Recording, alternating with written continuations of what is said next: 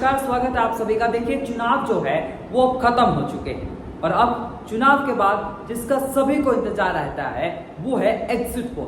और अब exit poll के आंकड़े आने शुरू हो चुके हैं।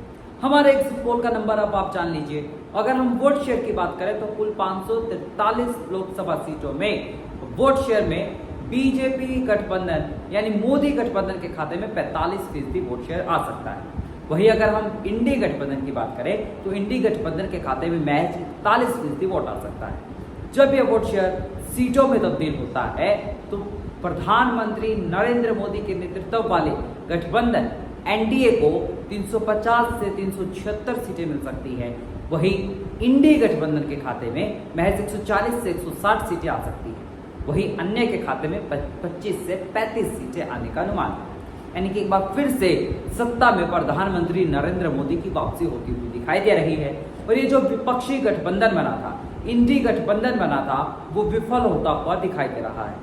अब यकीनन आप सबके मन में सवाल होगा कि जो नंबर्स आ रहे हैं, जो प्रधानमंत्री मोदी को सत्ता में ला रहे हैं, वो कहाँ से आ रहे हैं, किस राज्य से आ रहे हैं और किस राज्य में कौन आगे?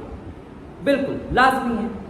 अब आइए आपके सामने उत्तर प्रदेश के नंबर रख देते हैं, क्योंकि उत्तर प्रदेश देश की सियासी दशा दिशा तय करता है और राम राज्य से जाना जाता है। योगी आदित्यनाथ का दावा था कि पिछली बार से बेहतर प्रदर्शन बीजेपी करेगी, लेकिन एग्जिट पोल क्या कह रहा है? एग्जिट पोल के माने तो 68 से 74 सीटें बीजेपी को मिल सकती है। वही 6 से 12 सीटें जो है वो समाजवादी पार्टी और कांग्रेस के गठबंधन को मिल सकती है। वही बहन जी यानी कि मायावती बीएसपी का खाता खुलता हुआ दिखाई नहीं दे रहा है। एग्जिट पोल की माने तो पिछली बार के मुकाबले उत्तर प्रदेश में बीजेपी को फायदा होता हुआ दिखाई दे रहा है। वही कांग्रेस रायबरेली की सीट के सिवा और किसी भी सीट पर अच्छा प्रदर्शन करती हुई नहीं दिखाई दे रही। वही अब अगले सियासी राज्य की तरफ रुख करते हैं और वो राज्य है बिहार। बिहार में एनडीए गठबंधन के खाते में 30 से 35 सीटें आ सकती हैं। वही अगर हम विपक्षी गठबंधन इंडी गठबंधन की बात करें तो इंडी गठबंधन के खाते में 5 से 10 सीटें आ सकती हैं। वही अगर हम अगले सियासी राज्य पश्चिम बंगाल की बात करें तो पश्चिम बंगाल में दीदी को झटका लगता हुआ दिखाई दे रहा है। जी हाँ, बिल्कुल, एग्जिट पोल के आंकड़े ममता बनर्जी को चौंका देने वाले। एग्जिट पोल के माने तो बंगाल में एनडीए को 27 से 31 सीटें मिल सकती है, कांग्रेस को 0 से 2 और ममता बनर्जी की टीएमसी को 10 से 14 सीटें ही मिलने का अनुमान है। यानी कि बंगाल में ममता का किला ढहता हुआ दिखाई दे रहा है। एग्जिट पोल के माने तो बंगाल में सीए का मुद्दा हो या फिर वही अगर हम बात करें एनआरसी का मुद्दा हो, मतुआ समुदाय जो बीजेपी के पक्ष में मतदान करता हुआ लगातार कयास लगाए जा रहे थे कि बीजेपी के पक्ष में जाएगा, वो जाता हुआ दिखाई दे रहा है।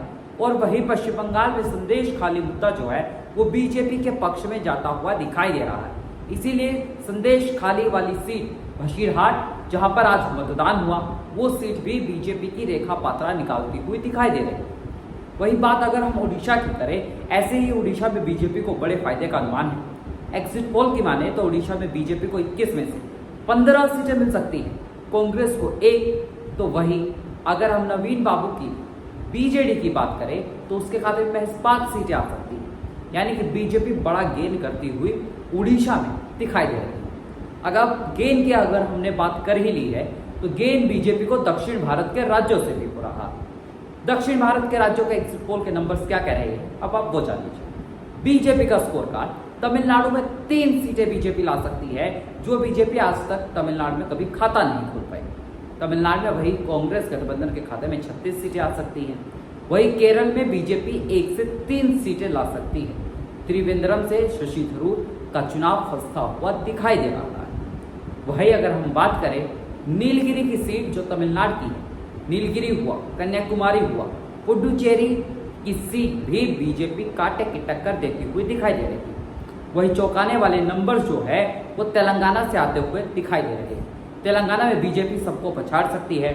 और हैरानी की बात यह है कि एग्जिट पोल के नंबर्स के मुताबिक हैदराबाद की सीट पर माधवी लता असदुद्दीन ओवैसी को चुनाव हरा सकती है। अब आप जरा हैदराबाद का समीकरण जान लीजिए। देखिए, हैदराबाद में मुस्लिम आबादी जो है वो 70% के करीब है। उसके बावजूद एग्जिट पोल में माधवी लता को बढ़त दिखती हुई दिखाई दे रही है। इसके क्या कारण हो सकते हैं? क्या महिला मुस्लिम मतदाता जो थी वो बीजेपी के पक्ष में मतदान किया? वही ओवरऑल अगर हम तेलंगाना की भी बात करें तो तेलंगाना में बीजेपी को 17 में से 10 सीटें मिल सकती है, वही कांग्रेस को 5, बीआरएस को 2 सीटें मिलने का अनुमान। वही जिस कर्नाटक में बीजेपी को नुकसान का अनुमान लगाया जा रहा था, उस कर्नाटक का एग्जिट पोल का नंबर आप जान लीजिए। एग्जिट पोल की अगर हम बात करें तो कर्नाटक में 28 में से 25 सीटें बीजेपी को मिल सकती है, वही 3 सीटें जो है कांग्रेस को मिल सकती है। वही अगर हम महाराष्ट्र के आंकड़ों की बात करें, जिस महाराष्ट्र में कांटे की टक्कर का अनुमान बताया जा रहा था, हालांकि बीजेपी गठबंधन को नुकसान होता हुआ दिखाई जरूर दे रहा है, लेकिन 32 से 36 सीटें बीजेपी गठबंधन निकालता हुआ दिखाई दे रहा है। वही 12 से 16 सीटें जो है वो विपक्षी गठबंधन इंडी गठबंधन के खाते में आती हुई दिखाई दे रही है। लेकिन हरियाणा और पंजाब में बीजेपी को थोड़ा झटका लगता हुआ दिखाई दे रहा है, हालांकि पंजाब में बीजेपी को 2 से 3 सीटें मिलने का अनुमान। वही हरियाणा जहां पर बीजेपी ने क्लीन स्वीप किया था, वहां के आंकड़ों की अगर हम बात करें तो हरियाणा में बीजेपी को 4 से 6 और कांग्रेस को भी 4 से 6 सीटें मिल सकती हैं। पश्चिम बंगाल की हमने आप बात की, बिहार, महाराष्ट्र, लेकिन आप उसके बाद आइए हिंदी हॉटलैंड्स के राज्य की बात करते हैं। मध्य प्रदेश की 29 सीटें आती है और एग्जिट पोल के नंबर्स के मुताबिक 29 की 29 सीटें बीजेपी जीत सकती है। वही अगर हम बात करें छत्तीसगढ़ की, छत्तीसगढ़ में 11 सीटें आती है, पिछली बार 9 पर बीजेपी जीती, लेकिन एग्जिट पोल के नंबर्स के मुताबिक 11 की 11 सीटें बीजेपी जीत सकती है। राजनांदगांव से पूर्व मुख्यमंत्री भूपेश बघेल अपना चुनाव हार सकते हैं। वही गुजरात में एक बार फिर से लगातार क्लीन स्वीप बीजेपी कर सकती है, 26 की 26 सीटें बीजेपी की झोली में जा सकती है। वही हिमाचल प्रदेश की अगर हम बात करें तो हिमाचल प्रदेश की 4 सीटें एग्जिट पोल के मुताबिक बीजेपी के खाते में जा सकती है। एग्जिट पोल की माने तो कंगना रनौत मंडी की सीट से चुनाव जीत सकती है और विक्रमादित्य कांग्रेस की तरफ से चुनाव हार सकते हैं। लेकिन जिस राजस्थान में बार बार कयास लगाए जा रहे थे कि बीजेपी को बड़े नुकसान का अनुमान, एग्जिट पोल ऐसा नहीं बताता। एग्जिट पोल की माने तो 21 से 22 सीटें बीजेपी को मिल सकती है, वही 3 से 4 सीटें कांग्रेस को मिल सकती है। यानी कि जो बार बार बीजेपी को बड़े नुकसान का अनुमान लगाया जा रहा था, वो नुकसान होता हुआ दिखाई नहीं दे रहा। बाकी एग्जिट पोल्स जो आए हैं वो सभी एग्जिट पोल्स भी एक बार फिर से मोदी गठबंधन यानी मोदी सरकार की एक बार फिर से वापसी का अनुमान जता रहे हैं और इंडी गठबंधन की हार एग्जिट पोल्स में तय है।